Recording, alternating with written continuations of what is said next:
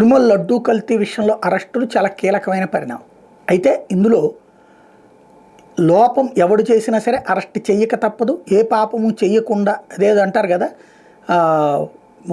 నిప్పులేద్దో పొగరాదు లాగా వీళ్ళకి సంబంధించి ఏ కల్తీ లేకుండా అరెస్టులు చేశారనేది అమాయకత్వం ఒకటి స్పష్టంగా కనబడుతుంది. అందులో వాళ్ళు ఒక చోట కొనుక్కున్నది ఎక్కువ రేటు, తర్వాత తక్కువ రేటుకి ఇచ్చారు అంటే దాంట్లో సంథింగ్ కలవాలి.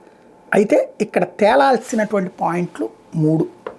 నెంబర్ 1, వైఎస్ఆర్ కాంగ్రెస్ టైంలో 5 ఏళ్ళు అక్రమాలు జరిగినాయి అని కదా చెప్పింది.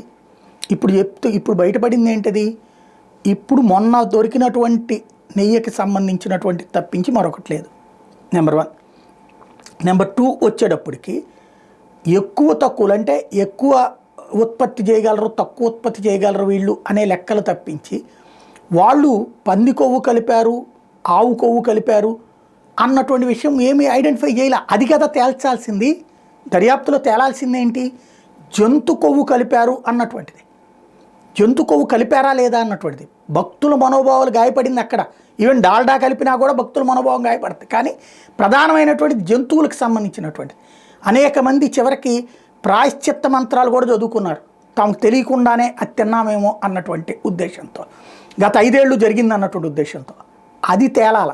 భగవంతుడికి కావాల్సింది, భగవంతుడికి అడ్డుపెట్టి మోసం జరిగిందంటే అది తేలాల ప్రధానమైనటువంటిది. అది తేల్చడం అనేటటువంటి ముఖ్యమైనది. ఇందులో ఎక్కువ కొన్నారా, తక్కువ కమ్మారా, ఈ డైరీ నుంచి కొన్నారా, ఆ డైరీకి తీసుకెళ్లారా, ఇవన్నీ నార్మల్. అది వాళ్ళ బిజినెస్కి సంబంధించినటువంటి వ్యవహారాలు.